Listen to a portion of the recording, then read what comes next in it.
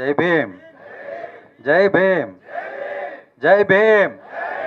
Thank you. జై మాల.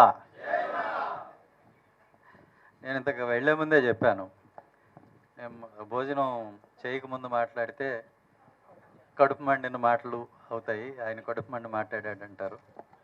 భోజనం చేసి వస్తే ఏదో కడుపు నిండిన మాటలు మాట్లాడుతున్నాడులే అంటారు.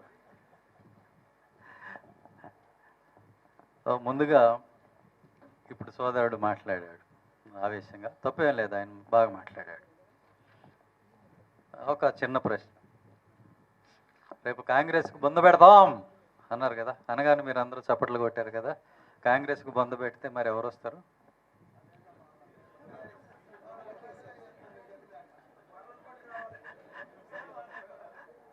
మళ్ళీ కలుద్దాం మనం 2029, 2030లో. అప్పుడు మళ్ళీ ఇక్కడే మైక్లో కూర్చుని ఈ దొరల పాలన గంతం బలకతం ఉస్మానియా అంటే ఏందో నా దెబ్బ చూసినాం, మళ్ళీ చూపిస్తా బిడ్డ అని మళ్ళీ మాట్లాడతాం. మళ్ళీ దొరపాలన అంతం చేద్దాం. 34లో మళ్ళీ కలుద్దాం.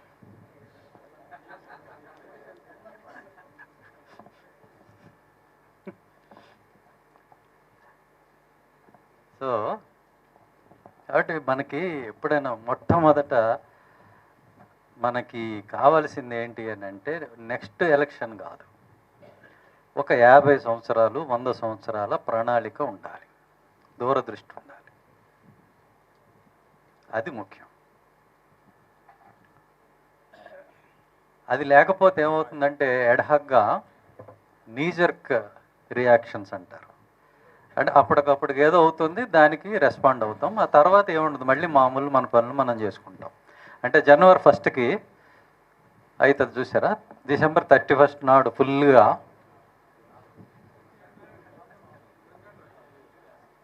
ఫస్ట్న రేపటి నుంచి చూడు, జనవరి 1 నుంచి ఇరగదీస్తా.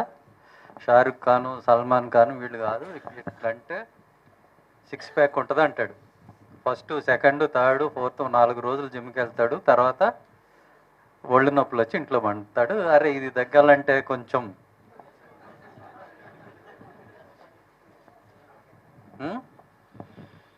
అంటాడు. మళ్ళీ పొద్దుట కొంచెం ఉతారు పడాలి రాత్రి దిగాలంటే అని చెప్పి మళ్ళీ పొద్దున్న ఉతారు. అని మన రాజకీయాలు కూడా అట్లానే ఉన్నాయి. ఇదంతా ఎందుకు చెప్పానంటే ఈ ముచ్చట, మన రాజకీయాలు కూడా అట్లనే ఉన్నాయి. కాబట్టి మనకి ఈ నెక్స్ట్ ఎలక్షన్ కాదు, మనకి ఒక 50 సంవత్సరాల ప్రణాళిక ఉండాలి. అలాంటి ప్రణాళిక లేకుండానే ఈ 75 సంవత్సరాల ఈ ఉమ్మడి రాష్ట్ర చరిత్రలో, లేదా గత 10 సంవత్సరాల నుంచి విడిపోయిన చరిత్రలో అట్లాంటిది లేకుండానే రెడ్లు 60 ఏళ్ళు పరిపాలించారు, కమ్మలు 15 ఏళ్ళు పరిపాలించారని మీరు అనుకుంటున్నారా? Do you think it's an accident? కాదు కదా. నేను ఇక్కడ ఉస్మానియాలోనే చదివా, చాలామంది తెలియకపోవచ్చు, అందుకే చెప్తున్నా. E2 హాస్టల్లో ఉండేది, 201 కింద ఆ ల్యాబ్ లాంటి కిందకి పోతే E2లో మా దాని పేరేంటి, సరయు 201 మరు. సో అప్పుడు కూడా ఏదో ఒక గొడవ వచ్చింది. మా క్లాస్మేట్, నా సోషియాలజీ డిపార్ట్మెంట్, మా సోషియాలజీ వాడిని SFI ఆంధ్ర వాడు ఒకటి ఇబ్బంది పెట్టాడు. నా రూమ్మేటు, నా క్లాస్మేటు, అతను SC సాగర్ అని కుర్రాడు, కరీంనగర్. ఆయన నా రూమ్కి వచ్చి, సునీల్ నాకు బెడ్ కావాలన్నాడు. ఇక్కడ మనం రూమ్లు అన్నాం కదా, బెడ్లు అంటాం. అంటే ఏ రా, నువ్వు రావాలంటే ఎప్పుడైనా రా, బెడ్కే ఉందిలే, కానీ ఎందుకు వస్తున్నావు అంటే, ఇట్లా ఆడు నన్ను ఇబ్బంది పెడుతున్నాడు, SFI వాడు. అంటే వాడెవడు అంటే, వాడు గుంటూరు. అంటే ఆంధ్రోడు వచ్చి ఇక్కడ నిన్ను ఇబ్బంది పెడితే నువ్వు పారిపోయి వస్తావా? నేనే అన్నా.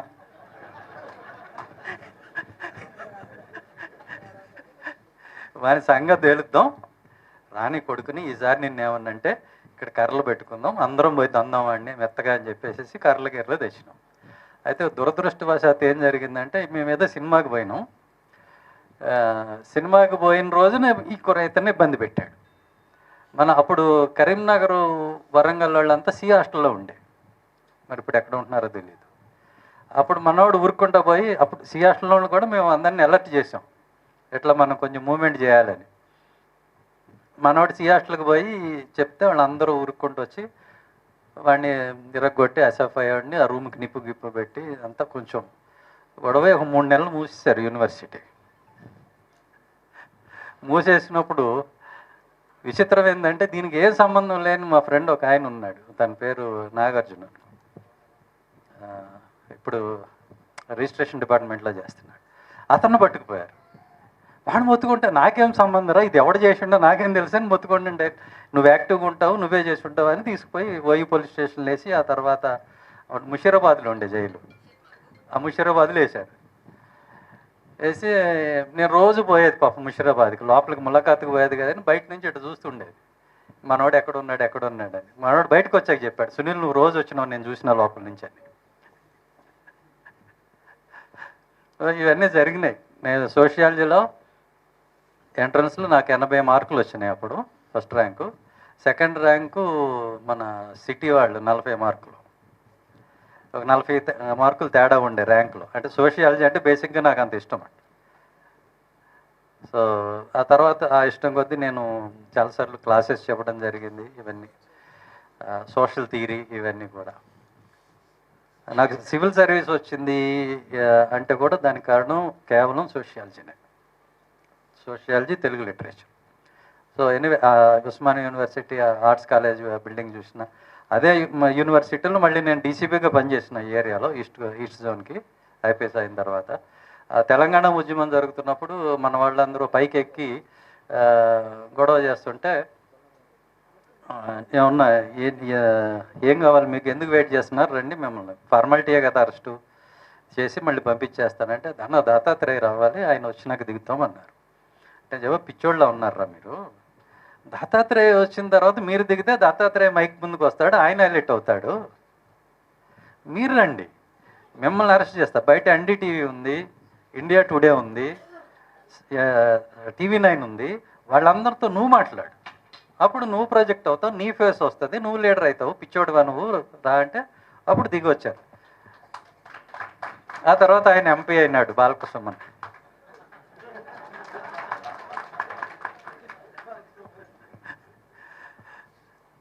ఈ ఏబీవీ పళ్ళు ఏం చేసేది, వాళ్ళు తెలివైన వాళ్ళు మంచిగా పడుకొని పౌడర్ వేసుకొని మన ఆర్ట్స్ కాలేజీ దగ్గర ఆ రోడ్డు మీద నిలబడి బైఠాయించేది, మీడియాతో కవర్ చేసుకునేది, అయిపోగానే వెళ్ళిపోయేది. No arrest, nothing. ఇక్కడ తన్నులు తినేది, అరెస్ట్లు అయ్యేది ఎవరంటే మన పిల్లలు. అప్పుడే చెప్పినా నేను తెలంగాణకు వ్యతిరేకం కాదు. ఎందుకు వ్యతిరేకం కాదు అన్నారు వాళ్ళు. అంటే చెప్పా, మాకు ఏముంది, మనకేముంది దళితులకి, ఇక్కడ ఏమన్నా మాకు ఫార్మా కంపెనీ ఉందా, లేకపోతే సాఫ్ట్వేర్ ఉందా, ఏం నష్టం నాకు రాష్ట్రం విడిపోతే, మనకున్నదే ఒక గోషిగుడ్డ, అది ఇక్కడ ఆరేసిన ఎండుతుంది, అమరావతిలో ఆరేసిన ఎండుతుంది. దీనికోసం నేను దీన్ని అపోజ్ చేయటము, సపోర్ట్ చేయటము, దానికోసం తన్నులు తింటే నన్ ఆఫ్ మై బిజినెస్. మనకి ఈ ఆలోచన ఉండాలి. సో నేను తూ అనే ఒక పుస్తకం రాసిన, ఈ జస్టిస్ నరసింహారెడ్డి అని ఆయన చుండూరు తీర్పు మనకు అప్పుడు తారకం గారు అపోజ్ చేసినా కూడా, చుండూరు కేసు మీరు వినొద్దు, రెడ్డి సామాజిక వర్గం, అక్కడ నిందితులు కూడా అదే సామాజిక వర్గం కాబట్టి మీరు వినొద్దు అని చెప్పినప్పుడు ఆయన లేదు లేదు నేనే వింటాను, జనరల్కి ఇలాంటివి వచ్చినప్పుడు నాట్ బిఫోర్ మీ అని పంపించేస్తారు. కానీ ఆయన కావాలని విని దాన్ని కొట్టేసినప్పుడు నాకు బాధ కలిగి నేను తూ అనే ఒక పుస్తకం, ఒక కథ రాసిన. ఆ కథలో ఒక పెత్తందారి కులమాడు ఎట్లా చూస్తాడు ఆ సంఘటనని, మనం ఎలా చూస్తామనేది బేసిక్గా నేను రాశాను. మీరు ఎవరన్నా చదివి ఉండకపోతే ఖచ్చితంగా చదవండి. ఒకే సంఘటనని వాళ్ళు ఎట్లా చూస్తారు, మనం ఎట్లా చూస్తాం అనేది మీకు తెలుస్తుంది. దానిలోనే మీరు అందులో ఈ ఎవల్యూషన్ కూడా ఉంది. ఎందుకు చెప్తున్నానంటే, కమ్మ సామాజిక వర్గం మనకు మొట్టమొదటి నుంచి రాజకీయాలంటే రెడ్డి సామాజిక వర్గం. కాంగ్రెస్ పార్టీ ఒక్కటే ఉంది, దానికి అపోజిషన్ లేదు. ఒక 60 సంవత్సరాల పైన, 70 సంవత్సరాలు ఉన్నప్పుడు ఓట్లు వేసేది ఎవరు కాంగ్రెస్ పార్టీకి? దళితులు, మాల. ముఖ్యమంత్రులు అయ్యేదెవరు?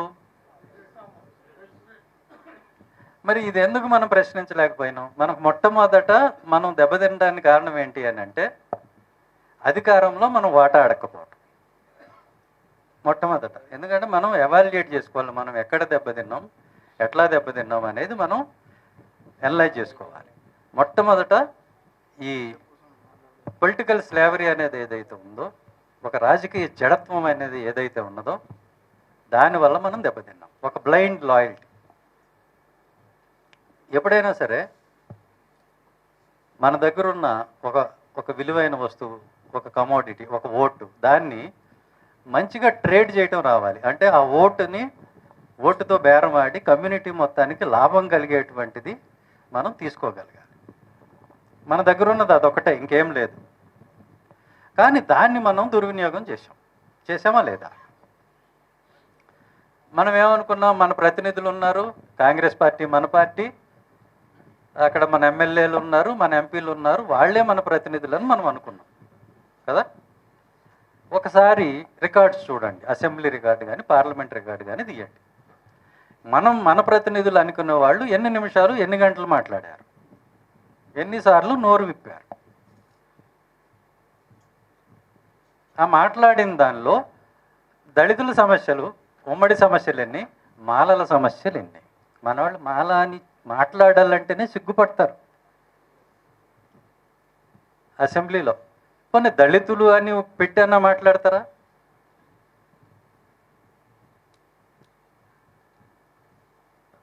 మన వాళ్ళు పార్లమెంట్లో, అసెంబ్లీలో 2 సార్లు నోరు తెరుస్తారు.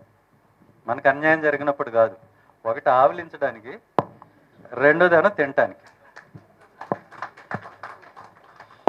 వీళ్ళని మనం మన ప్రతినిధులని అనుకుంటాం.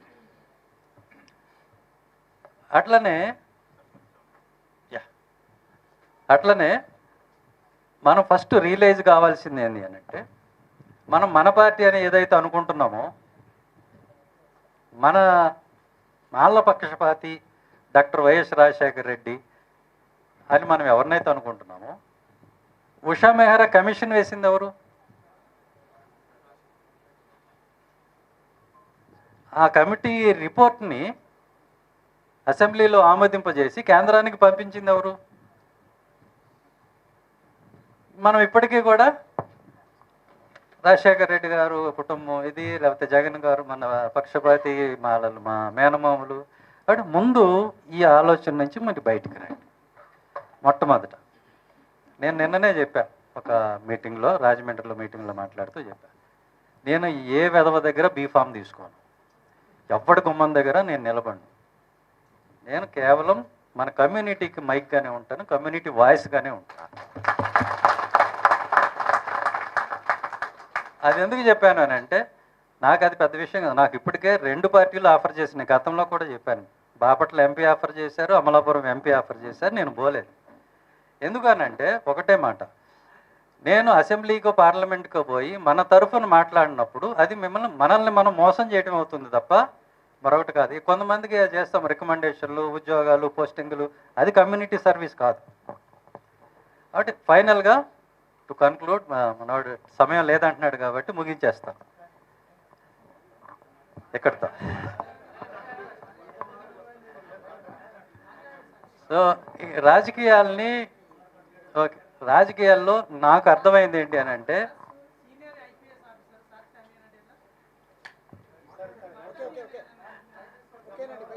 ఓకే పర్వాలేదు, నేను క్లుప్తంగానే ముగిస్తాను.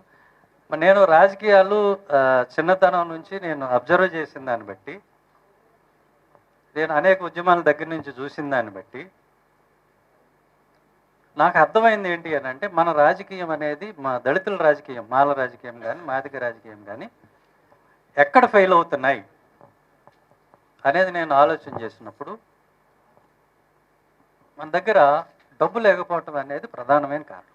నాయకులు ప్రలోభపడటానికి కానీ, ఓటు వేసే వాళ్ళకి ధైర్యం లేకపోవటానికి కానీ మనం ఏదైనా సాధించగలమని. ఈ ధైర్యం లేకపోవటానికి కారణం ఏంటి అని అంటే, మన దగ్గర డబ్బు లేకపోవడం. అంటే మనం అంటే నా దగ్గర, వివేక్ గారి దగ్గర, రాయ్ గారి దగ్గర డబ్బులు ఉంటే మొత్తం అందరి దగ్గర డబ్బులు ఉన్నట్టు కాదు. ఓకే, ఇప్పుడు కమ్మ సామాజిక వర్గం చూడండి, రాజకీయాల్లో మొట్టమొదట రెడ్లు ముఖ్యమంత్రులు అయ్యారు. కాబట్టి రెడ్డి సామాజిక వర్గం నుంచే కాంట్రాక్టర్లు వచ్చారు. సుబ్బరామరెడ్డి కానీ, ఇంకొక రెడ్డి కానీ, ఆ రెడ్డి కానీ, ఈ రెడ్డి కానీ. ఎప్పుడైతే వాళ్ళు కాంట్రాక్టర్లుగా, ఫార్మా ఇండస్ట్రీ అధినేతలుగా ఈ రకంగా వాళ్ళు ఉన్నారో, ఈ ప్రభుత్వం నుంచి వచ్చినటువంటి బెనిఫిట్స్ అన్నీ వాళ్ళకు పోయి వాళ్ళు మిలియనీర్లు, బిలియనీర్లు అయ్యారు. హాస్పిటల్స్, కార్పొరేట్ హాస్పిటల్ కావచ్చు, ప్రభుత్వం చీప్గా ఇచ్చేస్తుంది ల్యాండ్. ఎందుకనంటే ఆయన వల్ల ఉద్యోగాలు వస్తాయి అంటది. వాటెవర్, అధికారం నుంచి వాళ్ళకి డబ్బు చేకూరింది. కాబట్టి ఆ డబ్బుతోటి, ఇప్పుడు ఇంతకుముందు ఒక ఆయన మాట్లాడాడు, అందుకని మీరు మాట్లాడే ప్రతి మాట నేను శ్రద్ధగా ఆలకిస్తున్నాను.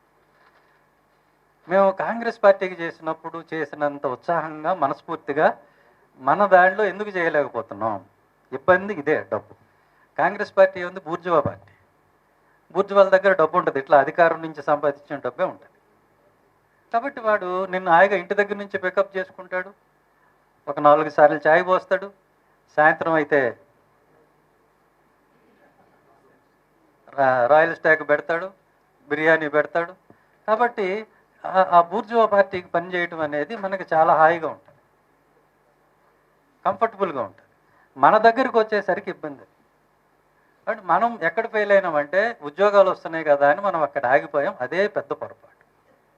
ఎందుకంటే ఉద్యోగం అనేది ఈజ్ ఈక్వల్ టు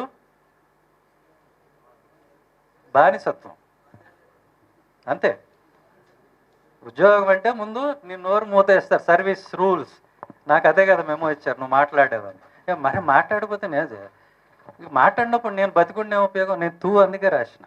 ఎవరు అడిగారు నువ్వు ఎందుకు రాసావంటే, ఈరోజు ఆ జడ్జిమెంట్ చూసిన తర్వాత నాకేమనిపించిందో అది నేను చెప్పకపోతే నేను చచ్చిన వాడితో సమానం. నేను ఇవాళ ఉన్నా, రేపు ఏ యాక్సిడెంట్ అవుతుంది. నేను అనుకున్నది చెప్పకుండా వెళ్ళిపోతే, నేను రాసి వెళ్ళకపోతే అది నా వీలునామా. మీకు ఎట్లా తెలుస్తుంది నేనేమనుకున్నాను? కాబట్టి అది రాశా. అప్పుడు చాలామంది బెదిరించారు. అప్పుడు ఈనాడులో ఇస్తే వాళ్ళు మేము వేయమన్నారు, ఆంధ్రజ్యోతిలో ఇస్తే వాళ్ళు మేము ఈ స్టోరీ వేయమన్నారు. అప్పుడు రాధాకృష్ణ గారిని పర్సనల్గా కలిసి, ఆయన నా మిత్రుడే ఒకప్పుడు, కలిస్తే ఆయన మా ఎడిటర్ వద్దంటున్నాడండి అన్నాడు. నేను మీ ఎందుకు వద్దంటున్నాడు అని అంటే, ఈ కథ ఇస్తేనండి మా మీద రాళ్ళు కొడతారు, మీరు అందరినీ తిట్టారు ఇందులో, నేను ఎవరిని తిట్లా, ఉన్న నిజం రాశాను అని చెప్పి ఇంకోటి చెప్పాను. నీ సర్క్యులేషన్లో ఒక 30% మా డబ్బులే కదా, మరి మా కథ ఎందుకు అయ్యో? కాబట్టి క్యాపిటల్ ఎవరి దగ్గర అయితే ఉంటుందో, డబ్బు ఎవరి దగ్గర అయితే ఉంటుందో వాడి మాటే మీకు వినపడుతుంది. నేను మళ్ళీ నిన్న ప్రశ్న ఛానల్లో ఒక పాడ్కాస్ట్ చేశాం రావణ్ నేను, అది చూడండి తప్పకుండా. అది మ్యానుఫ్యాక్చరింగ్ కన్సెంట్ అని చామ్స్కీ అండ్ ఎడ్వర్డ్ రాసిన పుస్తకం ఉంది. దాన్ని అనలైజ్ చేస్తూ మీకున్న అభిప్రాయం వాస్తవంగా మీది కాదు, అది తయారు చేయబడ్డటువంటి అభిప్రాయం. ముందు అది తెలుసుకోండి. తయారు చేయబడ్డటువంటి అభిప్రాయం ఎట్లా అంటే, చిన్న ఉదాహరణ, ఒక ఆయన యుగ పురుషుడు అంటారు, మహానుభావుడు అంటారు, ఆయనలో ఏ లోపం లేదంటారు. ఆ ఒపీనియన్ మీకు ఎట్లా వచ్చింది? మీడియాలో పదే పదే ఆ చెప్పటం, దాన్ని 10 మంది అవును అవును అవును అవును, అంతే కదా. మీకు రెండో ఒపీనియన్ వినపడదు. ఎన్టీఆర్ అంతటి మహానుభావుడు లేడండి అంటే ఆయనలో నిజంగా లోపాలు లేవా? నేను వ్యక్తిగతంగా మాట్లాడటం లేదు, కానీ ఆయనంత గొప్పవాడు లేడు అనేది ఒక భావన మీలో పదే ఒక మీడియా ద్వారా. మీరు ఎప్పుడైనా ఆయన కలిశారా, చూసారా, మాట్లాడారా? కానీ ఎట్లా మీకు ఒపీనియన్ ఏర్పడింది? గౌరవం. మీరు కూడా నమ్ముతారు. అది తెలుగువాడి ఆత్మగౌరవమా, లేకపోతే రెడ్డి సామాజిక వర్గం నుంచి కమ్మ సామాజిక వర్గం గుంజుకోవటమా? కానీ చాలామంది మన వాళ్ళని అడిగినా కూడా అది తెలుగువాడి ఆత్మగౌరవం అంటారు. అంటే మన వేలుతో మనకన్నే పొడుస్తారు. ఓకే, ఇంకా ముగిచ్చేస్తాను, పాపం ఆయన ఇబ్బంది పడుతున్నాడు. కాబట్టి దీనికి సొల్యూషన్ ఏంటంటే, మనందరి దగ్గరికి డబ్బు రావాలి. డబ్బు రావాలంటే ఉద్యోగాలతో కాదు. అందుకని ప్రతి దళితవాడ కూడా ఒక పంచాయతీ కావాలని నేను ఎందుకు చెప్పినానంటే, ప్రతి దళితవాడకి మనం ఇందాక ఎవరు అన్నారు మనలో అందరూ నాయకులే అని. ఎస్, అందరూ నాయకులు కావాలి. ప్రతి దళితవాడ పంచాయతీ అయితే 20,000 కోట్లు ఎస్సీ ఎస్టీ సప్లాన్ డబ్బులు ఏవైతే అక్కడ ఉన్నాయో దాని నుంచి 2 కోట్లు ప్రతి దళితవాడికి అందితే ఒక 10 సంవత్సరాల్లో మన దగ్గరికి సంపద చేరుతుంది. ఎవడ పడితే వాడు వచ్చి ట్రాక్టర్ ఎక్కమంటే ఎక్కం, ఎవడన్నా వచ్చి మందు పోస్తానంటే అక్కర్లేదు, అంతకన్నా మంచిది నేను పోస్తానని మన దగ్గర ఉన్న డబ్బులతో మనం అంటాం. అప్పుడు మన రాజకీయం నడుస్తే తప్ప గ్రాస్ రూట్ లెవెల్లో బేస్ లేకుండగా, గ్రాస్ రూట్లో జాతి బాగుపడకుండగా, కేవలం నిరుద్యోగులుగా చిరుద్యోగులుగా ప్రతి చిన్నదానికి భయపడే వాళ్ళుగా ఉంటే ఎప్పటికీ కూడా మనం రాజకీయంగా అడుగులు వేయలేం.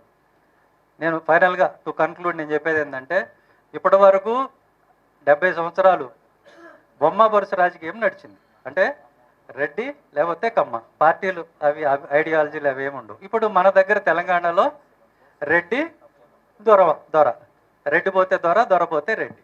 ముందు ఈ సర్క్యూట్ని బ్రేక్ చేయాలి. కాబట్టి కాపు ముఖ్యమంత్రి కావాలి మన సహకారంతో. అంటే కాపు ముఖ్యమంత్రి అవుతాడు కానీ చేసేది ఎవరు, కింగ్ మేకర్ ఎవరు, మనం ఉండాలని నేను చెప్పింది. ఎందుకంటే ముందు ఈ సర్క్యూట్ని బ్రేక్ చేయాలి. చేసిన తర్వాత మనం చెప్తే అయినటువంటి ముఖ్యమంత్రి 20,000 కోట్లు ఉన్నది 40,000 కోట్లు